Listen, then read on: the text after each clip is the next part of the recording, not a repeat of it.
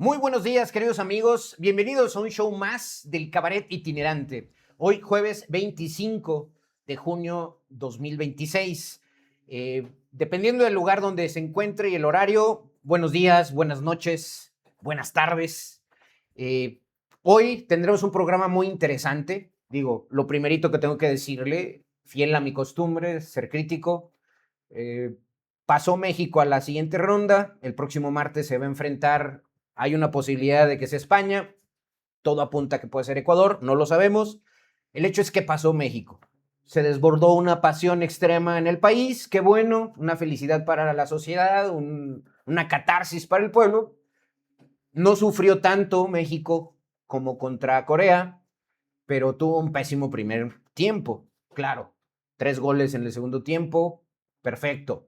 Pero a lo que sigue. Creo que el Mundial comienza en los 16avos, cuando de 48 selecciones se reduzca el número y obviamente aumenta la dificultad y la calidad. En este programa el día de hoy, aprovechando este tema, quiero discernir sobre 3 asuntos principales. En primer lugar, vamos a hablar sobre el hundimiento de la reputación de Esteban Villegas, que no sale de ahí, sigue hundido en un descrédito nacional y ni esto ni se lo quita el Departamento de Estado. Nosotros, claro, padeciéndolo. Durango padeciendo el hundimiento del descrédito de un estado como Durango. Un gobierno de Esteban que es un narcogobierno para el Departamento de Estado de Estados Unidos y para muchas personas, incluyéndome. Es un narcogobernador y esa etiqueta ya nadie se la quita. Número 2, vamos a hablar sobre lo que hay en la coyuntura nacional en relación a varios temas. Lo que sucedió con López Obrador y Carlos Monsiváis, una tremenda mentira que surge por ahí en el Universal, un pasquín que se está volviendo un pasquín como Reforma, básicamente. Y analizaré con los moneros de México esa coyuntura nacional, a un poquito de color. Y en tercer lugar voy a dar ciertos temas que tienen que ver con recomendaciones lúdicas para leer, ver, escuchar esta semana, estas semanas de vacaciones. Por aquí traigo algunas recomendaciones literarias, algunas series, documentales y películas, que de eso hablaremos en el cabaret. Quédese conmigo. ¡Comenzamos!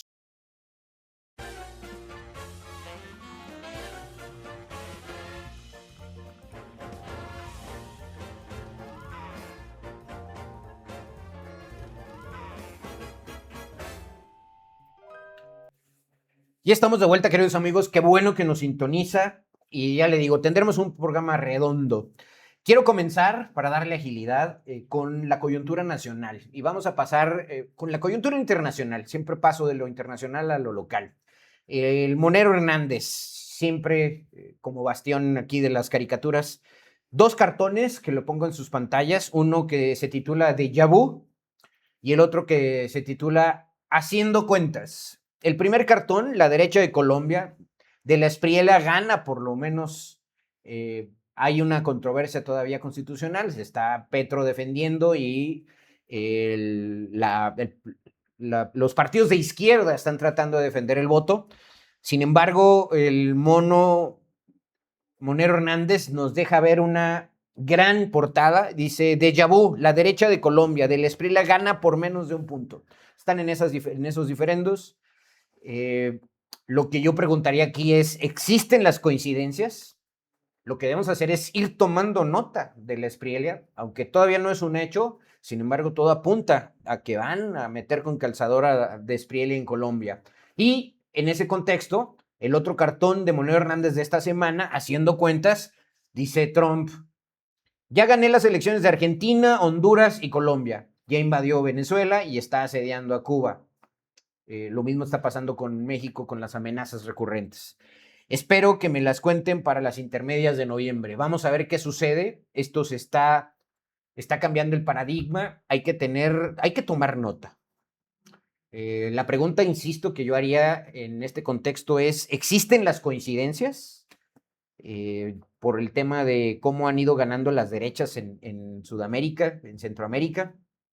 Es algo que tenemos que ir reflexionando y hay que ir tomando nota. Mi comentario editorial de esta situación: el triunfo del Espriella hay que tomarlo como preocupación en este escenario post-Petro en Colombia. El ascenso de una figura como Abelardo del Espriella a la presidencia de Colombia genera profunda preocupación entre sectores progresistas, y me incluyo ahí, debido a su retórica confrontacional. Es una Lili Téllez, un Alito Moreno, ¿no? Más que derechizado.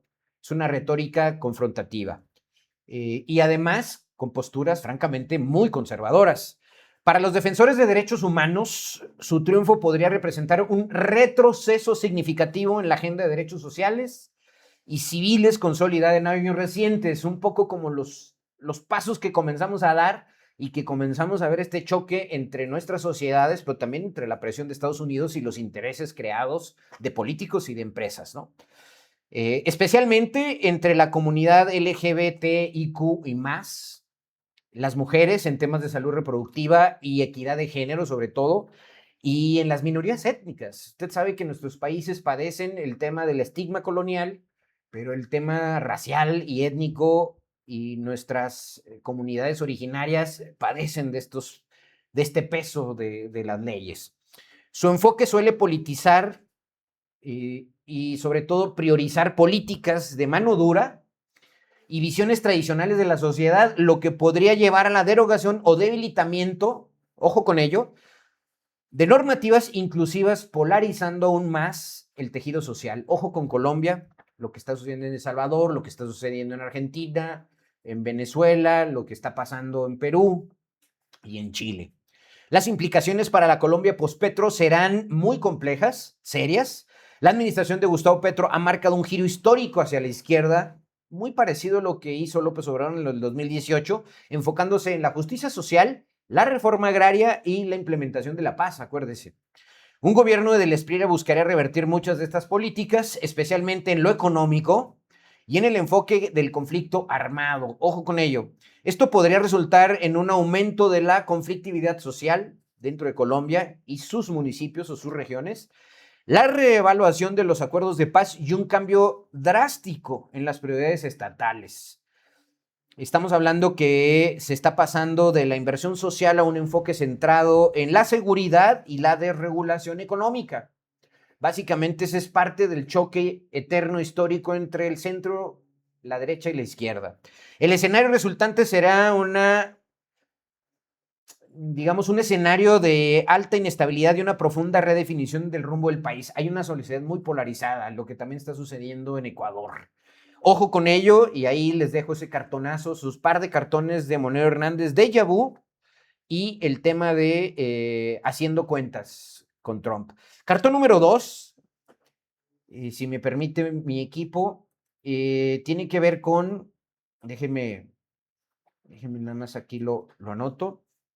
Cartón número 2 tiene que ver con lo que sucede un poquito de color en el Mundial, que no lo debemos dejar de lado, insisto. El Mundial nos ha permitido en la cancha igualar ciertas condiciones hombre a hombre, sociedades, mostrar étnicamente incluso a los pueblos, y eso hay que celebrarlo. Pero traigo a colación al hincha más importante del mundo, al fan más número 1 del mundo. Estamos hablando de Patricio Lumumba. ¿Quién es Patricio Lumumba en las tribunas? Pues es ni más ni menos que un individuo llamado Michael Kuka Mobalinga, la estatua humana del Congo. Este personaje ha cautivado la atención mundial por permanecer completamente inmóvil en las tribunas apoyando a la República Democrática del Congo. Se ha hecho inmensamente popular bajo el apodo de Lumumba Bea. Liberen a Lumumba, ¿no?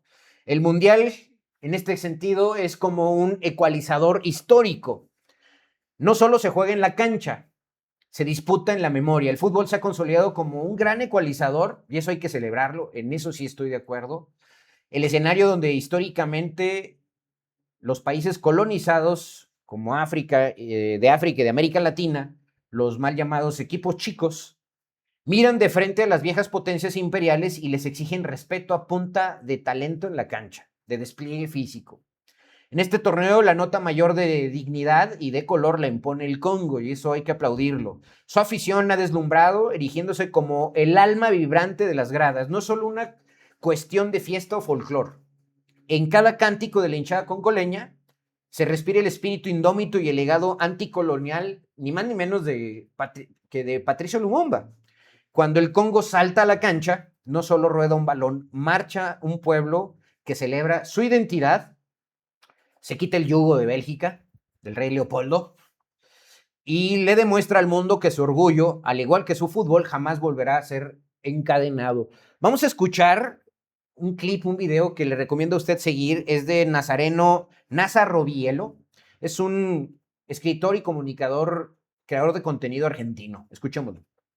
El hincha más importante del mundo. Durante la Copa África y todas las eliminatorias, el mundo se sorprendía con un hombre que parecía una estatua, absolutamente inmóvil en la tribuna de República Democrática del Congo. Para los jugadores fue tan importante que al lograr el milagro de clasificar al Mundial luego de 50 años, le pidieron al presidente del país que lo incluyeran en la comitiva oficial. Lo aprobaron y se convirtió en el primer hincha de la historia en ser parte de la comitiva oficial de una selección. Y es que no es cualquier estatua ni cualquier hombre, esa postura representa la estatua de Patrice Lumumba. Fue el primer ministro de la República Democrática del Congo tras la independencia de Bélgica en 1960. Luego de 80 años bajo el yugo de Bélgica, donde en los primeros 20 años fueron territorio personal del rey Leopoldo, quien se apropió de los recursos, caucho, marfil, uranio y esclavizó a toda su población. Más de 10 millones de personas murieron de hambre, donde también hubo tortura y mutilaciones. Lumumba es uno de los referentes más importantes de la lucha anticolonial en África. En el 58 fundó el Movimiento Nacional Congolés, el primer partido político que defendía un Estado congolés unitario, independiente y laico. Con 34 años se convierte en primer ministro y propone derogar las leyes coloniales, garantizar las libertades fundamentales, la justicia social, la remuneración justa y la soberanía de los recursos. En medio de la Guerra Fría, su visión antiimperialista, colectivista y panafricanista dejaba sin recursos a las empresas y estados imperiales. A 7 meses de su gobierno, en una operación dirigida por Bélgica, Reino Unido y Estados Unidos, secuestraron a Lumumba. Primero logró escaparse, pero luego los dictadores locales lo entregaron a un pelotón belga donde fue ejecutado. Lo enterraron en una fosa común y al otro día lo descuartizaron para diluirlo en ácido. El único resto fue un diente de oro que se lo quedó un oficial belga y que quedó en su familia hasta que en 2022 la justicia de ese país lo devolvió a los familiares de Lumumba. El animador Michel Mboladinga interpreta a Lumumba y durante los 90 minutos de partido, en absoluto silencio, grita que África no olvida y que sigue de pie.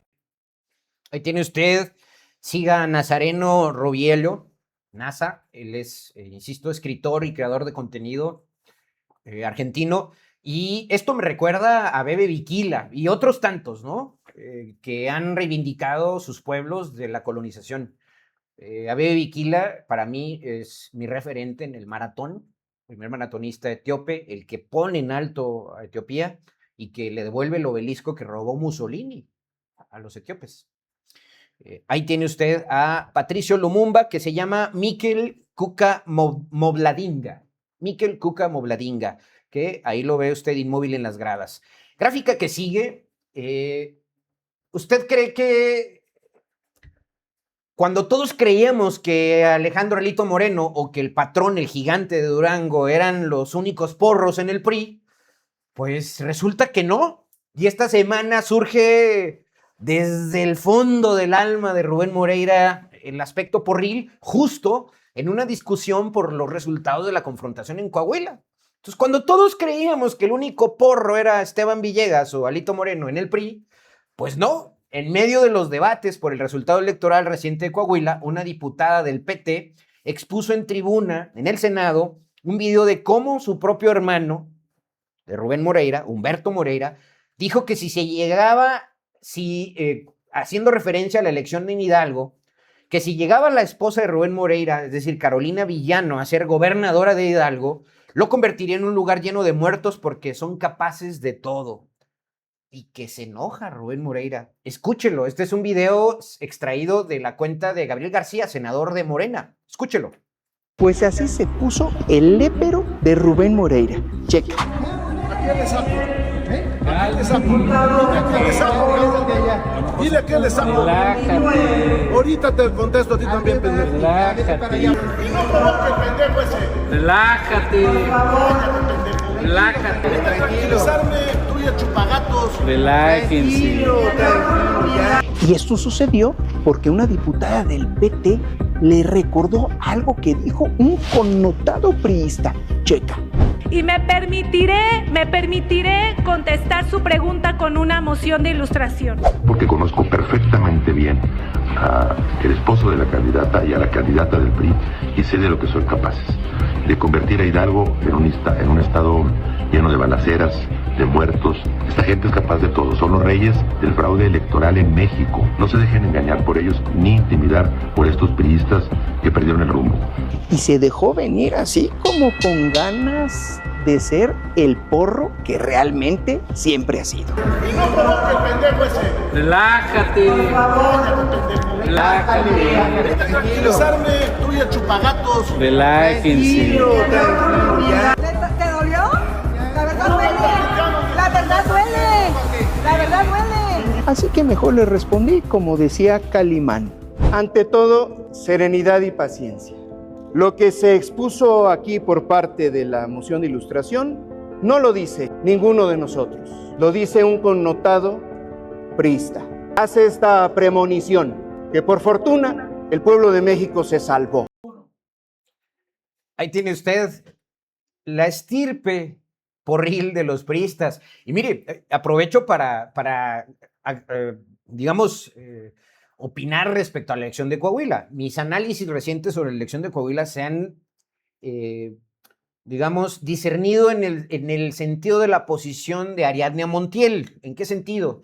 A ver, se hizo un análisis de, hasta ahorita, las impugnaciones están en proceso jurídico y a todo apunta que hubo un manejo fraudulento, como lo hubo en 2022 en Durango, como lo hubo en 2025 en Durango, del control político, control estructural del Instituto Electoral Local, el uso de grupos facciosos para la movilización del PRI, las estructuras gubernamentales, todo eso lo sabemos y es parte del debate que se está dando a nivel nacional. Entonces, aclaro lo anterior porque en mis anteriores participaciones, el análisis que he hecho de la elección de Coahuila, los resultados electorales de Coahuila, lo he constreñido exclusivamente a un análisis de qué es lo que hizo bien o qué es lo que hizo mal el PRI y Morena para obtener o haber obtenido los resultados electorales pasados. Dicho lo anterior, esto no quita del dedo el origen porril de estos connotados priistas que, bueno, cuando uno piensa que solo es Alito Moreno subiéndose a golpear a Noroña, insultando a la gente, tratándola despectivamente a los periodistas, matándolos de hambre, como dice, ¿no? Creo que nos va a agarrar a vergazos y a matarnos de hambre, ¿no? Dice Alito Moreno. O lo que dice Esteban Villegas, ¿no? Que él es el patrón, ¿no? Que usen pomada y se la unten por ardidos, ¿no? A los que no están de acuerdo con la elección de Coahuila. Bueno, pues ahí está. Cuando todos creíamos que los únicos porros eran Alito o Esteban, ahí sale Rubén Moreira, que no niega la cruz de su parroquia. Y mire, el asunto siguiente tiene que ver con lo que le había anunciado. Hay un asunto que está surgiendo, que surgió esta semana, como una enésima actitud, intención de denostar, de atacar a López Obrador, y esto obviamente es resultado de lo que la propia ultraderecha conservadora panista, a partir de Ricardo Salinas Pliego, a partir de Lili Téllez, y estos comentarios incluso a veces fuera de tono y racistas, homofóbicos, surgió por el tema de este periodista en el Universal que le publican una entrevista de hace 25 años que hasta la fecha no ha demostrado esa entrevista, no ha justificado y que ya dijo por ahí que no encontró la grabación para demostrar que esa entrevista fue publicada ya 2 o 3 veces en El Sol de México y en otros medios y hasta la fecha no se ha demostrado que se haya hecho esa entrevista. En este contexto, pongo la gráfica siguiente, es Monero Waldo Matus en el Universal, precisamente, una gran caricatura que, aprovechando que Monsiváis está muerto, cumple 16 años, o cumplió este 19 de junio pasado, cumplió 16 años de fallecido, pues claro, no se puede defender, y claro que hay un asunto una intención deliberada del Universal, este periodismo que se está haciendo ya costumbre en el Reforma, en el Universal, en los medios en Imagen TV, etcétera, de ser un periodismo de consigna y pues lamentablemente cayendo en lo más bajo, ¿no? Convenientemente, lo que puedo decirles es que a 16 años del fallecimiento de Monsiváis, la polémica entrevista publicada por El Universal y realizada por el periodista Cázares, que nadie sabía de este periodista hasta ahora que surgió, que busca insinuar una supuesta relación sentimental entre Carlos Monsiváis y López Obrador, ha sido contundentemente desmentida. Y este cartón para mí es muy, muy elocuente, alusivo. La evidencia que refuta esta cita pues, es muy clara. Investigaciones periodísticas como la reseña, que yo le recomiendo lea unas reseñas en La Jornada, sin embargo, muy serias, demuestran que el párrafo que contiene la supuesta insinuación no aparece en ninguna de las ediciones previas del libro de entrevistas de Cázares con Monsiváis, incluyendo las versiones en 2021 y 2024, porque esta entrevista ya se había publicado. Su aparición repentina y oportunista en El Universal expone una manipulación dolosa y deliberada, tanto del Universal como de Ricardo Salinas Pliego, que es al final de cuentas quien está detrás de... así como usted lo ve, está detrás de los asuntos. Debemos denunciar esta práctica, señalarla, es una práctica nefasta periodística, como un acto perjuicioso y falta de ética de parte del Universal y del periodista y de otros medios. O sea, Reforma se ha subido a este tipo de prácticas al fabricar o insertar deliberadamente una cita para atacar políticamente a López Obrador. Y no es que defienda a López Obrador, se defiende solito, no necesita que lo defiendamos nadie. Utilizando la figura de un fallecido como Monsiváis, demuestran su desesperación por dañar la imagen con mentiras. Además, quien no conozca a Monsiváis, por favor, jamás se expresaría de esa manera, y menos siendo un personaje como lo fue, del talante intelectual que tenía, el rigor intelectual que tenía y que rodeaba a Monsiváis, que nunca se hubiera expresado de esa manera. Ante esta burda e insistente campaña, la respuesta de Claudia Sheinbaum fue certera. Ya supérenlo. Vamos a un clip que para mí vale la pena rememorar. Es una entrevista en donde Monsiváis está en Chile presentando uno de sus libros más emblemáticos, al menos uno de los que más me gusta a mí, que se llama Nuevo Catecismo para Indios Remisos. Lo presenta en Chile y lo entrevistan en un espacio que se llama Hablemos con Cervantes. Escuchemos lo que dice Monsiváis acerca de la derecha para que vean la calidad, la ironía y la certeza con la que se expresaba y no con las cosas con las que lo acusa Cázares en El Universal. Escuchémoslo. Y luego aparece Monsiváis. Monsiváis es el cronista de México de la izquierda. Bueno, no sé, ojalá, pero hay muchos otros. Hay muchos otros. ¿Tú aceptarías esa definición o no? Bueno, sí, yo creo. Bueno, desde luego mi voto siempre es para la izquierda y creo que la izquierda tiene un lugar importantísimo en la vida mexicana, tanto como tradición como perspectiva y programa. Desdichadamente la izquierda actual no es la mejor concebible, la derecha sí, es la mejor concebible, es estúpida, arrogante, atrasada y represiva. Entonces es la mejor derecha concebible porque reúne todo. Ahí tiene usted al buen Monsiváis, que insisto, quien no lo haya escuchado, leído, incluso conocido, que me precio de haberlo conocido, escuchado en algunas de sus conferencias, ir al Museo del Estanquillo, que le recomiendo en la Ciudad de México, el ir caminando y estar, te lo encontrabas en Bellas Artes, en la Avenida Madero, en la calle Motolinía, en el Museo del Estanquillo, pues, es decir, vamos, todo un caso de Monsiváis, y me parece que, le recomiendo también una entrevista que tiene con Sabina Berman y Kate Artigues en un espacio en TV Azteca hace unos 20 años.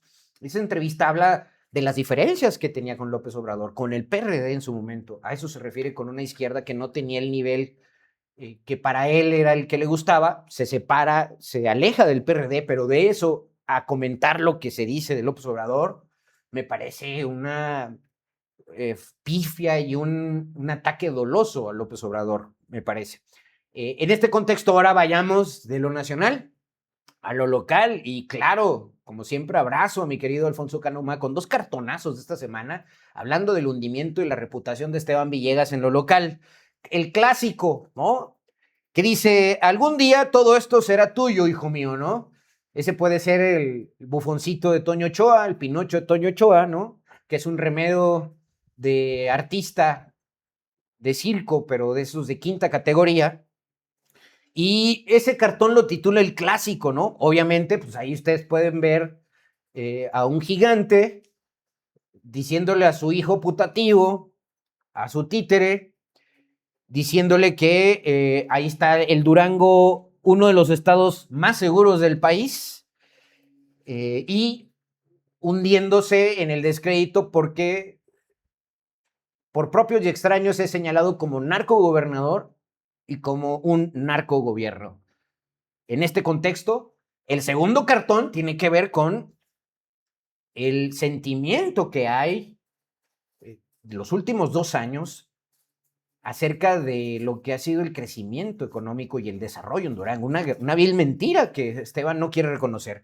Y a esto le llama acceso, y es una puerta que se topa en ladrillos, en duro. Usted abre la puerta del desarrollo y ese gigante no creció. En este contexto, pues celebro el cartonazo de Canomá, porque no solamente estamos en una ola de descrédito y golpes reputacionales en el tema de seguridad en el gobierno de Esteban. O sea, no solamente el gobernador Esteban Villegas.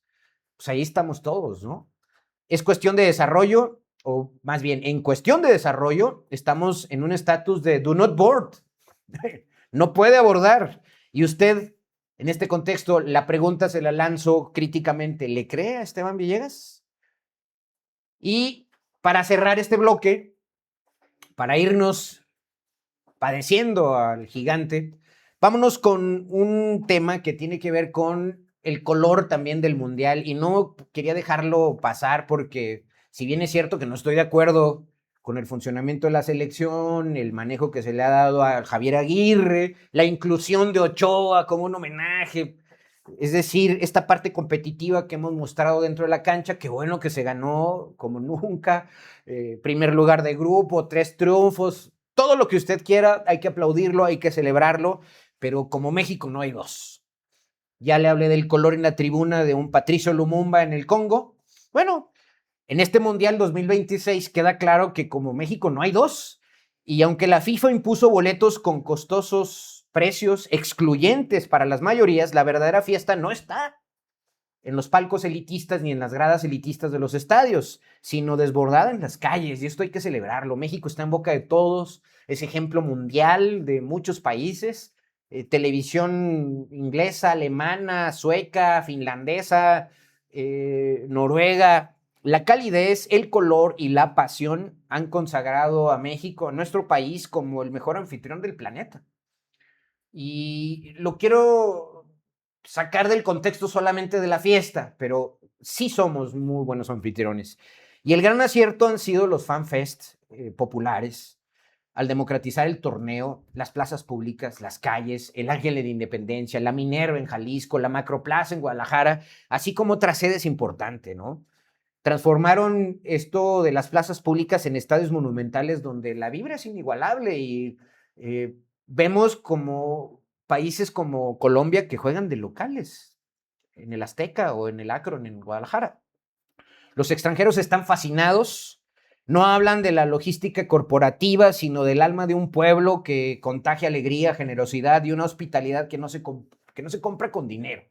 Irán, recibidos en Tijuana y aplaudidos por las instalaciones de los Xolos de Tijuana. Interesantísimo también ese gesto y cómo el pueblo iraní y el equipo iraní lo han agradecido. Mientras las corporaciones privatizan el fútbol, el pueblo mexicano lo recupera en la plaza pública. ¿Qué decir de Estados Unidos? San Diego, Chicago, Los Ángeles, San Antonio, Nueva York, Seattle, Vancouver. ¿Qué me dice de México? Nuestras calles. Escuchemos este video que es, la fuente es un sitio que se llama Hispanics. Habla del color y de que lo que está diciendo el mundo acerca de nuestro país como anfitrión. Adelante. This is why you come to Mexico City for a World Cup game. Mexico is a country that actually knows how to host a FIFA World Cup. Mexicans are absolutely winning it, in my opinion, for the fans at this World Cup so far. Man, shout out to all my Mexicanos out there, bro. We're singing, they were creating an atmosphere. It was phenomenal, brother. This was great. Mexico has the best fans for the World Cup. We love Mexican people. I think everyone has the same feeling. There's no better fan in sports than the Mexican fan, bro. This is why I love Mexico! Bloody Mexicans are great people. I love them, I do. I love Mexican people. This is why I love Mexico so much. To the people of Mexico, thank you. Mexico! Mexico! Viva México! Nippon Ichiban! Viva México! I love it. Bueno, pues esto no lo va usted a ver en el Universal, en Imagen TV, en Reforma, no lo va a ver tampoco con Carmen Aristegui, lamentablemente, en estos momentos. No lo va a ver tampoco en Televisa, mucho menos en TV Azteca. Creo que la imagen que se ha dado en nuestro país, hay muchos testimonios, usted métase a las redes. Afortunadamente hay una democratización de los medios en redes sociales y usted puede ver de viva voz cómo la perspectiva que tenían muchos extranjeros, lo dicen claramente, ha cambiado. Y esto es muy bueno para México. Y esta es la parte que tenemos que celebrar. El humor que se ha hecho, el humor social, ha mostrado otra cara de México que tenemos. No es la de los medios corporativos que políticamente pues están jugando en nuestro país. Vamos a una pausa, no se vaya. Y quiero regresar rápidamente porque voy a hacerle algunas recomendaciones de libros para este verano. Este programa para el cabaret significa una pausa de unos 3 semanas de aquí a que se acabe el Mundial. Quiero sentarme a disfrutar de los verdaderos días del Mundial y lo invito a que vayamos a este mensaje. Vamos con nuestros sponsors y regresamos rápidamente. Si las exportaciones y la inversión extranjera directa van tan bien, ¿por qué no crece la economía mexicana? Acabamos de atestiguar récord en exportaciones y miles de millones de inversión extranjera entrando a México, pero la economía mexicana cayó 0.6% al inicio del 2026. Bueno, y se preguntará usted, ¿por qué no crecemos? Pues muy sencillo. La inversión privada cayó 5% en los primeros meses y el consumo de la gente apenas creció 1.2%. Aunque vendemos 2.063 millones de dólares diarios al exterior, la cifra tiene sombras. Las exportaciones de acero se desplomaron 36% por aranceles y en el tomate perdimos terreno frente a Canadá, también por los propios aranceles impuestos por Estados Unidos. El nuevo boom es de computadoras, pero estas dejan menos valor agregado que los autos. Además, por la creciente automatización, hoy se producen más, pero se generan menos empleos por cada dólar exportado. ¿Y qué pasa con la inversión extranjera récord de 23.600 millones de dólares? Bueno, pues la mayoría solo son reinversiones, no capital nuevo. Nuestro principal competidor en el nearshoring es el propio Estados Unidos y además la cautela por el TEMEC lo tiene frenado todo. El éxito de papel que muestran estos números simplemente no está llegando a nuestros bolsillos, en tanto que sufrimos el asedio de la administración Donald Trump en temas de seguridad e inmigración. Sigamos atentos porque esto apenas empieza con el TEMEC. Mi nombre es Leonardo Álvarez y esto es una colaboración exclusiva para Horus Media. ¿Qué tiene usted gracias a Horus Media? Es un medio de comunicación nacional que me permite colaborar con temas de economía, ciencia política, y ahí tiene el asunto del TEMEC y el asedio de Trump. Hay que estar atentos porque justamente Marcelo Ebrard esta semana dio cifras, dio números acerca de cómo van los avances de la negociación en paralelo al asedio que estamos viviendo en el tema migratorio, en el tema de seguridad nacional. Pero mire, quiero este bloque aprovecharlo para hacerlo lúdico. Como le había prometido, siempre que hay una pausa, sobre todo para estas vacaciones de verano, unas 3 semanas por lo mucho, que me voy a retirar para disfrutar a conciencia de los partidos más importantes del Mundial, quiero hacerle 1000 recomendaciones lúdicas para estas vacaciones. Y en primer lugar, una recomendación literaria. Y quiero que mi equipo ponga en pantalla un libro que le recomiendo a usted. La primera vez que supe de él fue por ahí en 1998-99, era yo un estudiante, me atraía mucho el tema de Shakespeare y la historia de Ricardo III. Bueno, pues el libro que usted tiene en sus pantallas se llama Mañana en la batalla piensa en mí, es un diálogo de Ricardo III y es un libro de Javier Marías, imprescindible. Javier Marías, que falleció el 11 de septiembre de 2022, es un gran escritor español y es uno de mis libros favoritos de Javier Marías. Bueno, se lo recomiendo. ¿Qué le diría yo de este gran libro? La reseña que hacen en general es acerca de una narración épica sobre asuntos que nos atañen a todos, sobre la mentira, el ocultamiento, los hechos y las intenciones, sobre el actuar sin saber y la voluntad que casi nunca se cumple, es decir, los deseos, nuestros pensamientos, nuestro yo interior, nuestro comportamiento, lo que le decimos a nuestros vecinos, amigos, pareja, novia, esposa, amantes, sobre la negación de las personas que una vez que quisimos y el olvido y la indecisión, sobre la despedida y también sobre el engaño. La hechizante primera frase de esta novela ya dice mucho y quizás demasiado, se la recomiendo mucho. Como decía García Márquez, lo primero de una novela, de un libro, de un texto, es esa primer párrafo, frase, el primer párrafo. ¿Qué dice Javier Marías? Para que usted, lo invito, para que usted lea este libro. Dice, nadie piensa nunca que puede ir a encontrarse con una muerte entre los brazos y que ya no verá más su rostro cuyo nombre recuerda. Y que ya no verá más su rostro cuyo nombre recuerda. Es una gran novela, es una gran historia y ahí tiene usted. Javier Marías, Mañana en la batalla piensa en mí. Primer libro que le recomiendo para este verano, que lo pueda disfrutar, es uno de mis libros favoritos. El siguiente libro es un libro que también me trae muchos recuerdos. El autor. Tuve la fortuna de, en una feria del libro de Guadalajara en 1999-2000, visitó Guadalajara y pues, híjole, ver a Salman Rushdie dar una conferencia y presentar sus libros, el Anticristo.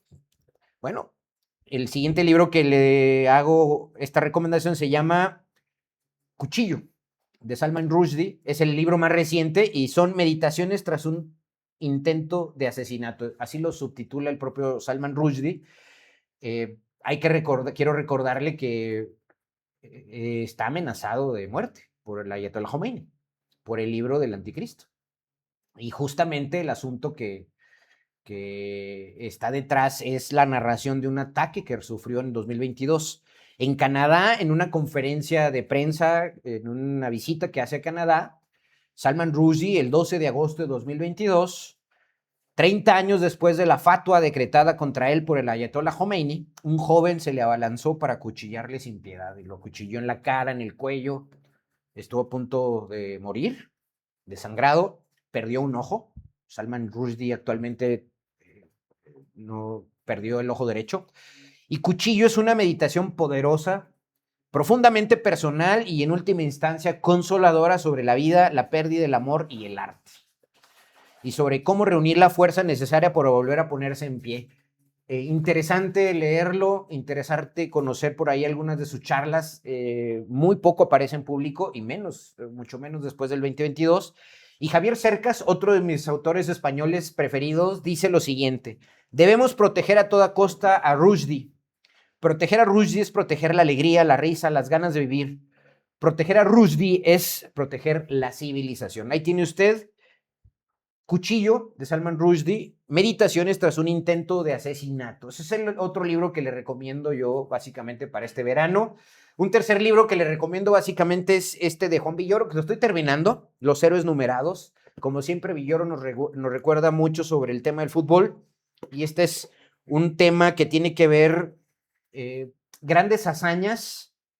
Dice lo siguiente, el resumen, dice, Villoro aborda las grandes hazañas de los mundiales, los casos de sobornos, los negocios ilícitos y la violencia deportiva. Le pido a mi equipo que lo acerque porque este libro no lo traigo sintetizado. Es un libro que estoy terminando ya de leer. Es como preámbulo a irme de vacaciones y disfrutar el mundial. Si me ayudas por ahí, Máster, a hacerle un acercamiento. Básicamente ahí tienen ustedes Los héroes numerados de Juan Villoro. Es un librazo que le recomiendo a usted. no es un desperdicio, es una crítica sustanciosa al tema corporativo, a los fraudes de la FIFA, a lo excluyente que está surgiendo este mundial, sin demeritar el disfrute de un juego que nos apasiona y que al final de cuentas sirve también de catarsis. Ahí tiene usted, esas son mis 3 recomendaciones que le haría para estas vacaciones. Ahora vayámonos a la siguiente recomendación lúdica que tiene que ver con películas. Y aprovechando el triunfo de la Espriella en Colombia, la polarización que hay en Colombia y esta historia que debemos de analizar, le recomiendo una peliculaza que en 2021 fue premiada con el premio Goya en el Festival de Cannes, insisto, y que además a pesar de que estuvimos en pandemia, pues no dejó de ser un fenómeno. Es una película colombiana. Es una película que retrata Colombia en tiempos de Pablo Escobar y el papel de las instituciones, el papel de los políticos, los medios de comunicación, la prensa, el narco, ¿no? Se llama El olvido que seremos. Es una película colombiana del año 2020, dirigida por Fernando Trueba y basada en la novela homónima de Héctor Abad Faciolince. Se la recomiendo mucho y busca la novela mucho más, pero la película es muy interesante y le va a gustar. La cinta se ambienta durante la violencia que vivió Colombia en los años 80 y buena parte de los 90, época de los grandes capos de la droga, Pablo Escobar y compañía, y los grupos paramilitares que, con el respaldo de sectores políticos y militares, acallaban las voces de aquellas personas críticas del establishment, defensores de derechos humanos, profesores universitarios, que es el caso de la película, sindicalistas, integrantes y simpatizantes de movimientos y partidos políticos de izquierda.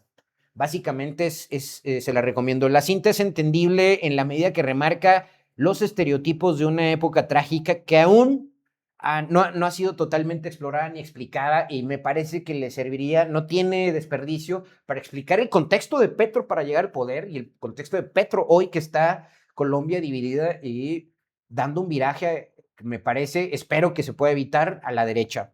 García Márquez, en este contexto, acuérdese que en 1994-95 nos regaló una novela que se llama Historia de un secuestro, que fue un secuestro real, de hecho, y otros colombianos han explorado diferentes enfoques. Sin embargo, estamos en 2026 y me parece muy importante que vea usted esta película. Se acaban de llevar las elecciones en Colombia y, al parecer, espero que no, hay que tocar madera, un viraje inevitable en Colombia hacia la derecha con la Espriella. Vamos a ver qué sucede, pero se la recomiendo. Y de paso le comento, pues García Márquez, un periodista y además un premio Nobel de literatura como él, pues no era tan querido en Colombia. O sea, al final de cuentas no es gratuito que viviera desde 1961, que escribiera 100 años de soledad en México. Añorada Colombia. Fue un admirador de Castro en Colombia, y a pesar de que hubo diferencias después, siguió siendo un amigo personal de Fidel Castro. Bueno, pues García Márquez, a pesar de ser un referente colombiano, un literato, un premio Nobel, pues no es tan querido en Colombia, así como en México. En este contexto, pues le recomiendo El olvido que seremos. La siguiente película para los amantes de la política, para ahorita que estamos inmersos en un digamos, túnel, tobogán que nos va a llevar al 2027, 2028 en elecciones en México, en Durango. Otra recomendación lúdica para estas vacaciones es un documental, película, que en español se llama Nada es privado. En inglés usted lo puede encontrar como The Great Hack o El Gran Hackeo, y es ni más ni menos que la historia de Cambridge Analytica, este grupo que se hizo para irrumpir en las redes sociales y que en 2014, 2015 y 2016 utilizó Facebook para manipular el voto masivamente a favor de Trump en Estados Unidos, pero también luego en otros países en Reino Unido. En 2015, Cambridge Analytica, una consultora política con sede en Reino Unido, empezó a trabajar para la campaña electoral de 2016 del candidato republicano Ted Cruz. La empresa usó una recopilación de datos de usuarios de Facebook para estudiar las decisiones de los votantes, los gustos, y de una u otra manera utiliza y confluyen los datos, la tecnología y la política. Cuando Ted Cruz fue eliminado, ¿no?, Cambridge Analytica utilizó las mismas estrategias que más tarde se volverían la raíz de las controversias para trabajar en la campaña electoral con Donald Trump. Es decir, el espío de datos, los datos personales, el uso de la tecnología y las redes sociales para inducir el voto. Las investigaciones independientes sobre el uso de datos, junto con las denuncias por el impacto que causó la empresa en el Brexit, en Reino Unido, posterior a ello, condujeron a un escándalo sobre la influencia de las redes sociales en las elecciones y la manipulación de las masas. Entonces, le recomiendo yo esta película, Nada es privado, o en inglés se llama The Great Hack, el gran hackeo, para analizar el uso de las redes sociales, la tecnología y los datos de las personas para manipular las masas. Y en este contexto me voy a una tercera recomendación que hago, también está en Netflix. Esta es una película documental buenísimo, también es real. Se llama Knockdown the House o Derribar la Casa.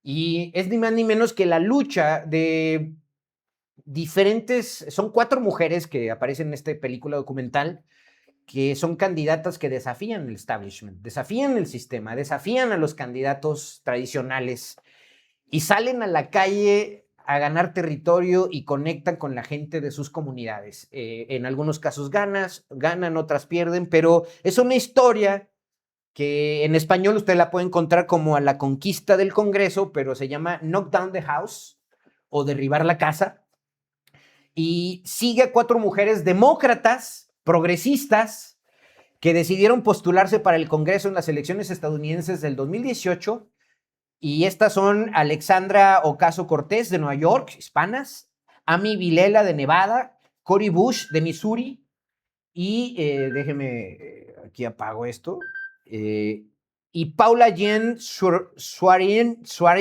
de Virginia Occidental. Ellas, básicamente, déjeme aquí, termino con esta molestia que es tener el micro encendido. Ahí tiene usted, déjeme, le doy a apagar, esto es mi culpa, le pido una disculpa. Esta película sigue a estas 4 mujeres demócratas que luchan incluso contra estereotipos de candidatos demócratas tradicionales. La película narra sus campañas en sus respectivas primarias demócratas. Las 4 candidatas llevan a cabo campañas de base contra titulares con larga trayectoria, candidatos, y nos enseñan un poco el camino que hay que recorrer en territorio, ¿no? Vilela, Bush y Swearengin perdieron sus elecciones primarias, pero Ocasio-Cortez, la hispana, ganó las suyas y posteriormente ganó las elecciones generales. Se las recomiendo porque rompen con esquemas y van contracorriente en partidos que son muy tradicionales y en la política norteamericana esto es importantísimo. Candidatas de origen hispano, demócratas en Estados Unidos. Historias reales, que hay que decirlo también. Cuarta recomendación y última que le hago en este bloque sobre algo lúdico en estas vacaciones que ver. Esto es en Prime Video. También, si le gusta la política, si le gusta el tema de los partidos políticos y las elecciones, esta película se titula en Prime Video Brexit, de un Civil War, la guerra en civil, despertando los demonios, en español también lo pueden encontrar. Es una película dramática británica para televisión hecha en 2019, que representa el periodo previo al referéndum del 2016 a través de las actividades de los estrategas detrás de la campaña del Vote Leave o salir del Brexit, salir fuera del Brexit, que impulsó en Reino Unido a salir de la Unión Europea, conocido como Brexit. Importantísimo. Benedict Cumberbatch interpreta a Dominic Cummings, que este es el director de la campaña del grupo que oficialmente está designado como partidario del Brexit, de votar salir. Y Rory Kinnear interpreta a Craig Oliver dentro de la película, uno de los líderes del grupo oficialmente designado como partidario de permanecer. Es un grupo conservador tradicional y es parte de los grupos que consolidaron la Unión Europea y que perdieron al final de cuentas. Aquí lo que usted puede ver en esta película es algo muy claro, es estrategias de segmentación en redes sociales, uso de datos como Cambridge Analytica y el comportamiento de las personas en redes sociales que provocaron y moldearon un voto a favor del Brexit a partir de decisiones masivas.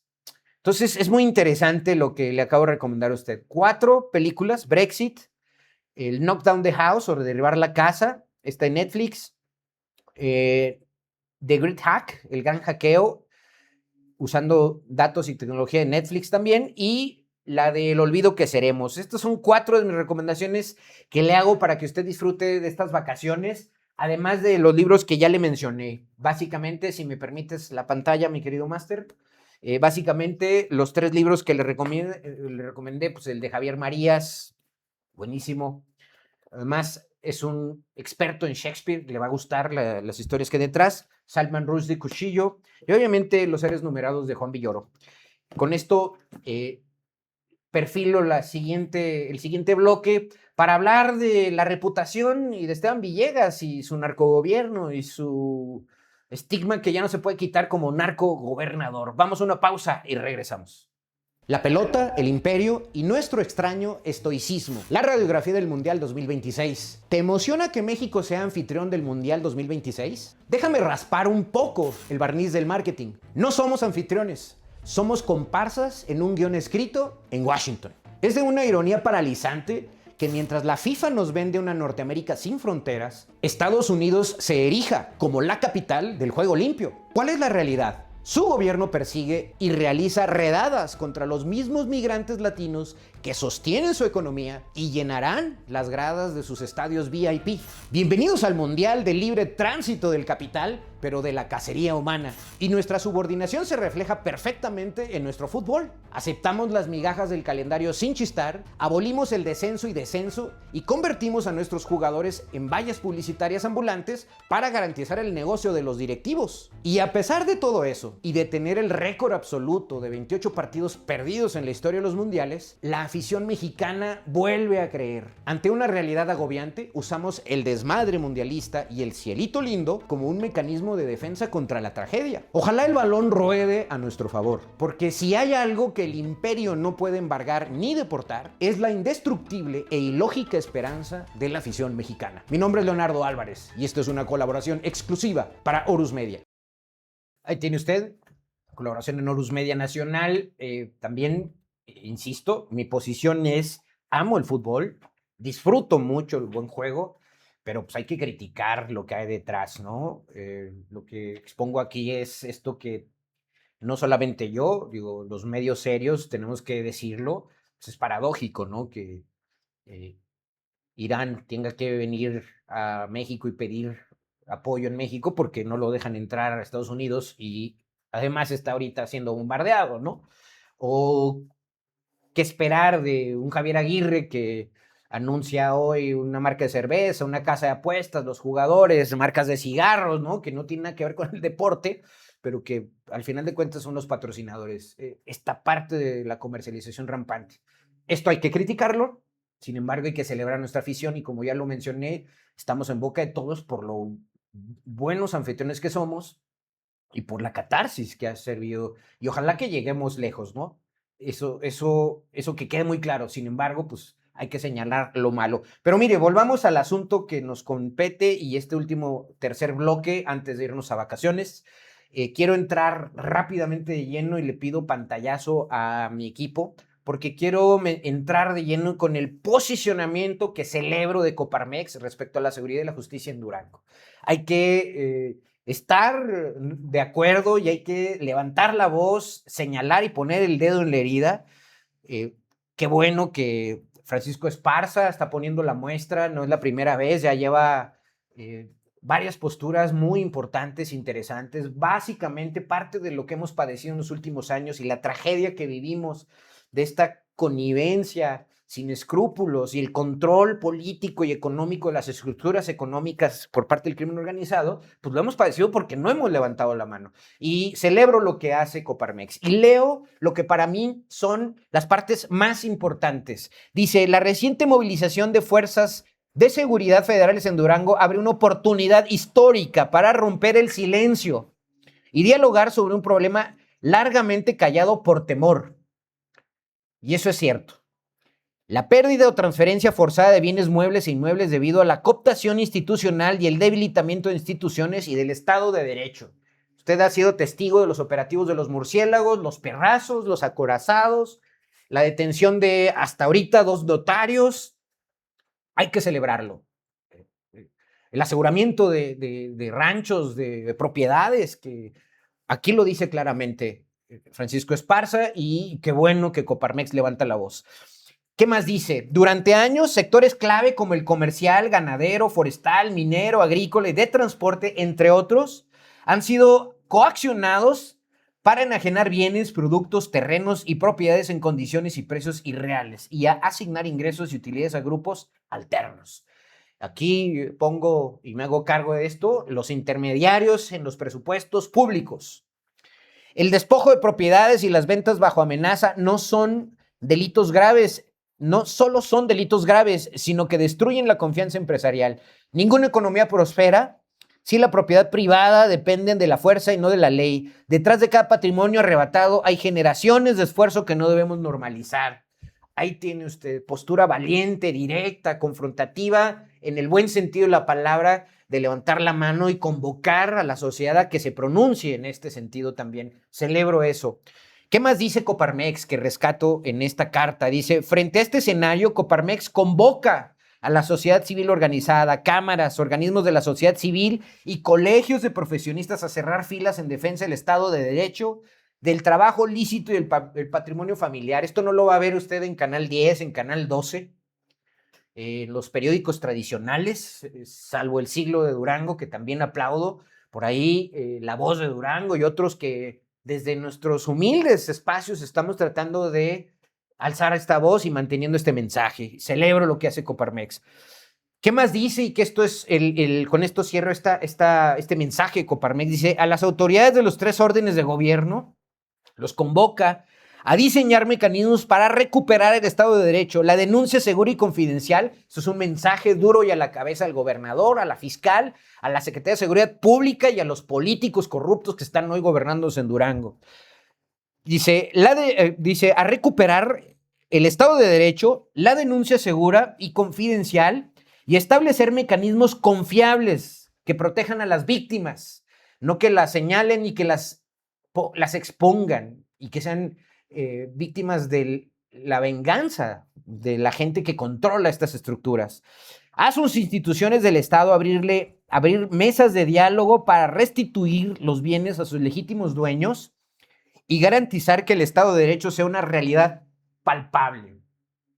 Hay que aplaudir este mensaje de Coparmex y celebro esta postura y qué bueno que en los medios han salido y tristemente los comparsas políticos, y hablo de cabildo, diputados, funcionarios públicos que se han hundido y abrazado el cobijo del crimen organizado para que estemos en una situación como la que estamos viviendo, justamente en crisis económica y en un descrédito, el hundimiento de la reputación no solo del Estado, sino del gobernador, en lo que hoy estamos padeciendo en Durango. Y esto me lleva a analizar la coyuntura que ha vivido en las últimas 2 semanas el gobernador, como ya lo hemos venido apuntando aquí en el Cabaret Itinerante y en otros medios que resistimos precisamente las oleadas del silencio comprado en los medios de comunicación a través de comunicación social del gobierno de Esteban. Pido la siguiente gráfica porque Esteban Villegas y Durango en el epicentro, obviamente, del descrédito, del señalamiento, y en este contexto, del lado izquierdo tiene usted una imagen a Óscar Valderas, titular de un espacio muy importante en Milenio, que no deja de lado hablar y señalar al gobierno de Esteban Villegas como alguien que está en connivencia y corrupto, cooptado por el narcotráfico. Escuchemos lo que dice Óscar Valderas. Desde la Ciudad de México se enviaron varios durante el 10, el 11, 12 y 13 de junio, hasta entre 690 y 700 militares de élite a Durango. Entre ellos llegaron grupos de una división, vamos a llamarla así, del ejército mexicano, que se llaman los murciélagos. Y yo me pregunto, ¿por qué en tan poco tiempo tanto militar de élite está en Durango? Si aparentemente Durango no es de la preocupación nacional, no es la guerra en Sinaloa, no es el conflicto eterno en Tierra Caliente en Michoacán, o la frontera chica en Tamaulipas. Pero en Durango, como tú bien nos vas a contar, hay un régimen criminal muy importante. Hay un grupo, además, los Cabrera Sarabia, que parecen que después de operar 30 años en la impunidad, ya están siendo ubicados y targeteados por el Estado. Usted, esta entrevista, búsquela, está en YouTube, está en las redes sociales de Óscar Valderas, y escuchemos lo que le responde, sobre todo porque Durango es un narcoestado modelo, a ojos del Departamento de Estado de Justicia de Estados Unidos y de las autoridades norteamericanas, que son los que están poniendo presión. Escuchemos lo que dice el consultor experto en seguridad que está siendo entrevistado por Oscar Valderas. Yo te podría decir, y sin temor a absolutamente nada, que si hay un narcoestado modelo en este país, es Durango. Todo lo que ya repasamos. Tranquilidad, pero la tranquilidad la maneja el crimen organizado. La gestiona el crimen organizado. La gestiona, me parece entonces brutal eso que acabas de decir. El poder político, de igual manera. El poder económico, también. Es decir, todo el Estado está cooptado por esta organización que ya es muy fuerte, ha sido muy fuerte y que lo supo hacer de manera muy inteligente, ¿no? Ahí tiene usted al experto entrevistado por Oscar Valderas. Usted puede escuchar a un Ricardo Ravelo, puede escuchar a José Luis Montenegro, Maridalia Gómez con Aristegui, a la propia Anabel Hernández. Bueno, un sinnúmero de gente que desde fuera nos critican, pero nadie habla aquí en Durango.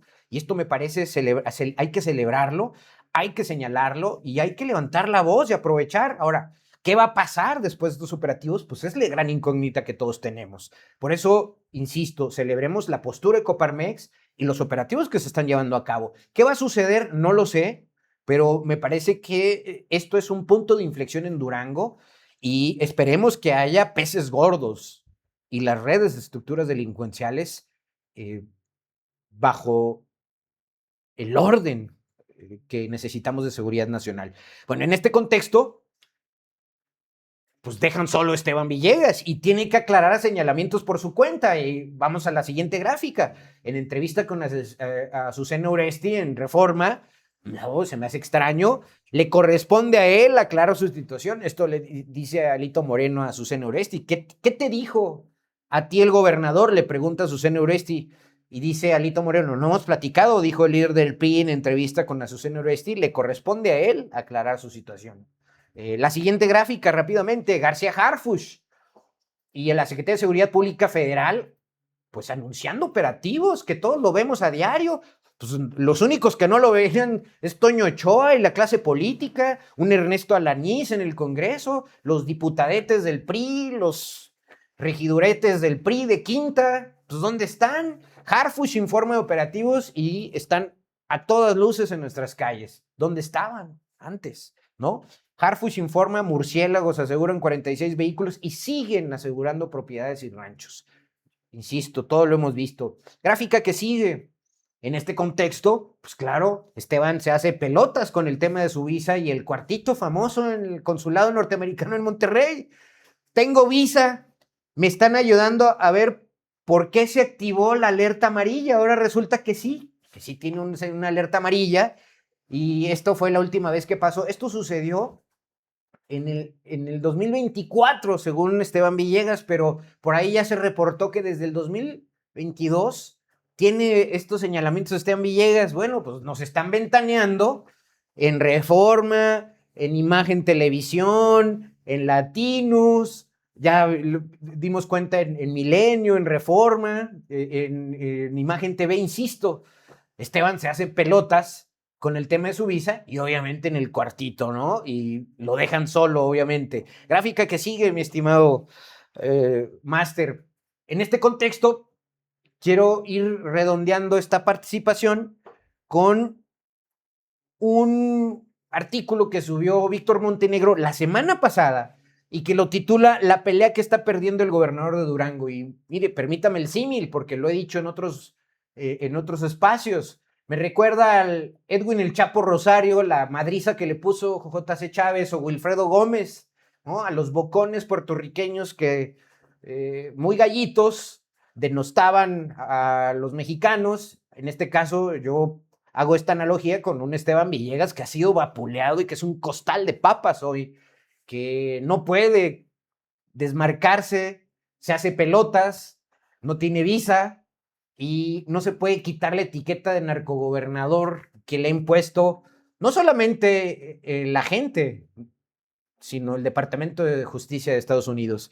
¿Qué dice Víctor Montenegro? Esta columna la puede encontrar en El Siglo de Durango, en su columna Contrapesos, y dice lo siguiente: en Durango, los señalamientos difundidos en medios nacionales sobre presuntas investigaciones relacionadas con el gobernador Esteban Villegas no solo han abierto un debate tenebroso alrededor del mandatario, sino que también han terminado colocando bajo observación las reacciones equivocadas por parte del titular del Ejecutivo.